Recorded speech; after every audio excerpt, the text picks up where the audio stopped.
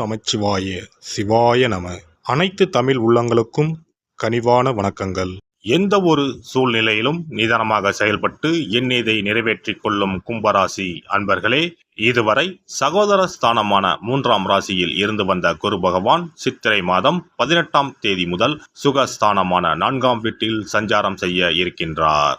சுகஸ்தானத்தில் இருக்கின்ற குரு பகவான் தான் நின்ற ராசியில் இருந்து 5ஆம் பார்வையாக கன்னி ராசியான அஷ்டமஸ்தானத்தையும், 7ஆம் பார்வையாக விருச்சிக ராசியான தொழில் ஸ்தானத்தையும், 9ஆம் பார்வையாக மகர ராசியான போகஸ்தானத்தையும் பார்வையிட இருக்கின்றார். குரு பகவான் 5ஆம் பார்வையாக அஷ்டமஸ்தானத்தை பார்ப்பதால் எந்த ஒரு செயலையும் மேற்கொள்ளும் பொழுது சூழ்நிலை அறிந்து முடிவெடுக்கவும், எதிர்பாராத சில புதிய வாய்ப்புகளின் மூலம் மாற்றங்கள் உண்டாகும்.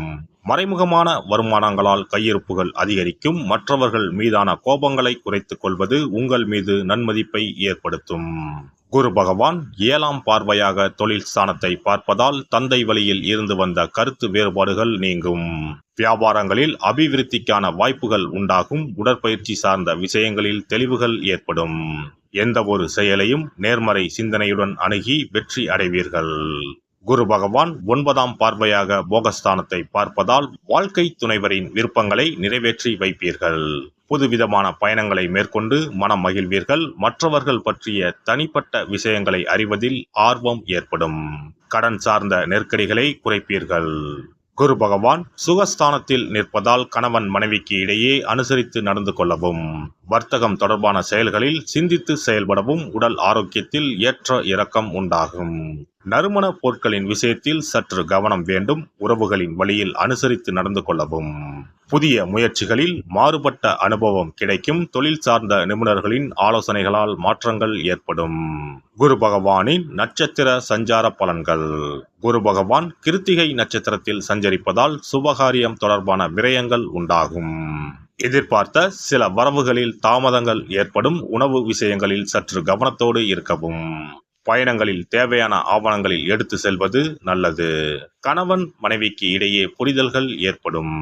குரு பகவான் ரோகிணி நட்சத்திரத்தில் சஞ்சரிப்பதால் உடல் ஆரோக்கிய விஷயங்களில் கவனம் வேண்டும். உறவினர்களிடத்தில் அனுசரித்து நடந்து கொள்ளவும். மனை மீதான கடன் சார்ந்த உதவிகள் சிலருக்கு சாதகமாகும். உத்தியோக மாற்றம் தொடர்பான விஷயங்களில் சிந்தித்து முடிவெடுப்பது நல்லது. குரு பகவான் மிருகசிரிச நட்சத்திரத்தில் சஞ்சரிப்பதால் உடன் பிறந்தவர்களிடத்தில் சூழ்நிலைக்கு ஏற்ப அனுசரித்து நடந்து கொள்ளவும். அக்கம் பக்கம் இருப்பவர்களிடம் தனிப்பட்ட விஷயங்கள் பகிர்வதை தவிர்க்கவும். புதிய தொழில்நுட்ப கருவிகளை கையாளுவதில் கவனம் வேண்டும். குரு பகவானின் வக்கரகால சஞ்சாரத்தின் போது நெருக்கடியாக இருந்து வந்த சில பிரச்சனைகள் குறையும். கால்நடை வரப்புகளின் மூலம் ஆதாயம் அடைவீர்கள். வழக்கு தொடர்பான விஷயங்களில் எதிர்பார்த்த முடிவு கிடைக்கும். வாகன பயணங்களின் மூலம் புதிய அனுபவமும் ஆதாயமும் ஏற்படும். பெண்களுக்கு சில பிரச்சனைகளுக்கு தெளிவான முடிவுகளை எடுப்பதற்கான சூழல் ஏற்படும். வியாபார பணிகளில் மேன்மை உண்டாகும். பயனற்ற பேச்சுக்களை குறைத்துக் கொள்வது நல்லது. நெருக்கமானவர்களிடத்தில் அதிக உரிமை எடுத்துக்கொள்வதை தவிர்க்கவும். எதிர்பாராத சில பயணங்களால் புதிய அனுபவமும் அனுகூலமும் ஏற்படும். சொந்த ஊர் தொடர்பான பயணங்களால் ஒருவிதமான தடுமாற்றம் ஏற்படும். காப்பீடு விஷயங்களில் ஆதாயம் ஏற்படும். மாணவர்களுக்கு பாடங்களில் சிறு சிறு குழப்பங்கள் ஏற்பட்டு நீங்கும். சிந்தனையின் போக்கில் கவனம் வேண்டும். பெற்றோர்களிடத்தில் மனம் விட்டு பேசுவது மனதிற்கு அமைதியை கொடுக்கும். எதிர்பாராத சில பயணங்களால் ஒருவிதமான சோர்வுகள் உண்டாகும்.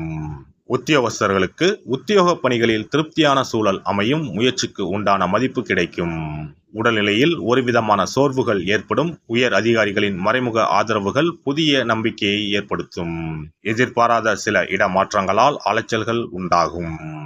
வியாபாரிகளை பொறுத்தவரை வியாபார பணிகளில் இருந்து வந்த தாமதங்கள் விலகும். எதிர்காலம் சார்ந்து சில முடிவுகளை எடுப்பதற்கான சூழல் உண்டாகும். கூட்டாளிகளின் எண்ணங்களை புரிந்து கொள்வீர்கள். வேலையாட்களின் மறைமுக ஆதரவுகளால் சில புரிதல்கள் ஏற்படும். அபிவிருத்தி தொடர்பான இலக்குகள் பிறக்கும். கலைத்துறையில் இருப்பவர்களுக்கு புதிய வாய்ப்புகள் கிடைக்கும். பிற மொழி சார்ந்த விஷயங்களில் திறமைகளை வெளிப்படுத்துவதற்கான சூழல் உண்டாகும். உணவு துறைகளில் தனித்தன்மையுடன் செயல்படுவீர்கள். வருமான வாய்ப்புகளில் இருந்து வந்த தாமதங்கள் விலகும். அரசியல்வாதிகளுக்கு முன்னேற்றமான சூழலும் வாய்ப்புகளும் உண்டாகும். வித்தியாசமான அணுகுமுறைகளின் மூலம் ஆதரவுகளை மேம்படுத்துவீர்கள். தொண்டர்களின் ஒத்துழைப்பு மனதிற்கு திருப்தியை தரும். நடைபெற இருக்கின்ற குரு பெயர்ச்சியில் நீண்ட நாட்களாக இழுபறியாக இருந்து வந்த பணிகளை உயர் அதிகாரிகளின் ஒத்துழைப்பால் செய்து முடிப்பதற்கான வாய்ப்புகள் உண்டாகும். உடல் ஆரோக்கியம் சார்ந்த விஷயங்களிலும் பயணங்கள் தொடர்பான விஷயங்களிலும் சற்று கவனத்தோடு இருப்பது நல்லது. வியாழக்கிழமை தோறும் மகான்களை வழிபாடு செய்து வர குடும்பத்தில் ஒற்றுமையும் சேமிப்பும் அதிகரிக்கும். இனி குரு பகவானின் அருளை பெறுவதற்கு வியாழக்கிழமையில் எப்படி விரதம் இருக்க வேண்டும் என்பதனை பற்றி காண்போம். குரு பகவானின் அருள் இருந்தால்தான் வாழ்வில் மங்கள காரியங்கள் தடையின்றி நடந்து கொண்டே இருக்கும். இவரின் அருளை பரிபூர்ணமாக பெற வேண்டும் என்றால் அவருக்குரிய வியாழக்கிழமையில் விரதம் இருந்தாலே போதும்.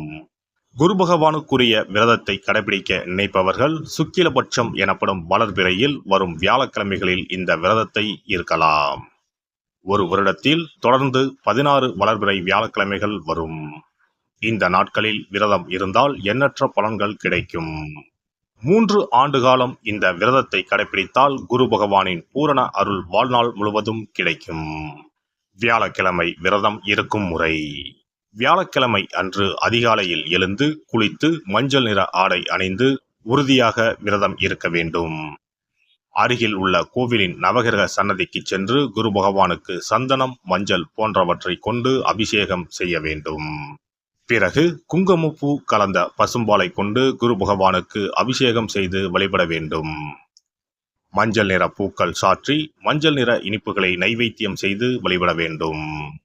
மாலை நேரத்தில் மஞ்சள் நிற இனிப்புகள், ஆடைகள் போன்றவற்றை வறுமை நிலையில் இருப்பவர்களுக்கு தானமளிப்பது நல்லது.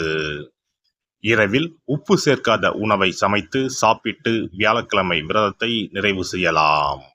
குரு பகவானை வழிபடும் முறை. குரு பகவானுக்கு தேங்காய் எண்ணெய், நல்லெண்ணெய், நெய் ஆகிய 3ஐயும் கலந்து விளக்கேற்ற வேண்டும்.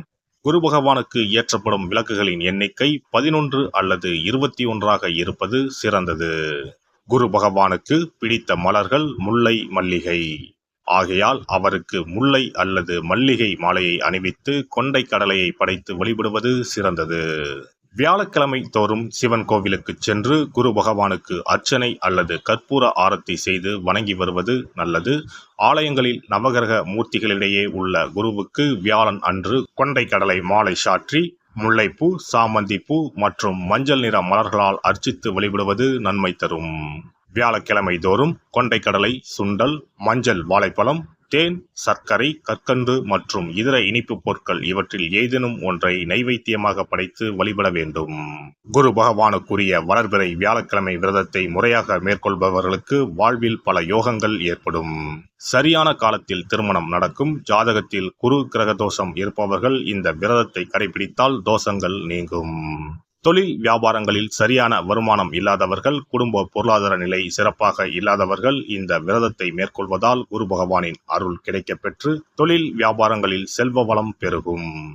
எல்லாம் வல்ல இறையருளால் நீங்களும் உங்கள் அன்பு குடும்பமும் உடல் நலம், நீலாயுள், நிறை செல்வம், உயர் புகழ், மெய்ஞானம் ஓங்கி வாழ்க வளமுடன். இந்த வீடியோ பதிவு உங்களுக்கு பிடித்திருந்தால் லைக் பண்ணுங்க, கமெண்ட் பண்ணுங்க, ஷேர் பண்ணுங்க, மறக்காம சப்ஸ்கிரைப் பண்ணுங்க, பக்கத்துல இருக்கிற பெல் பட்டனை கிளிக் பண்ணுங்க. நன்றி, வணக்கம். ஓம் நமச்சிவாய. சிவாய நம.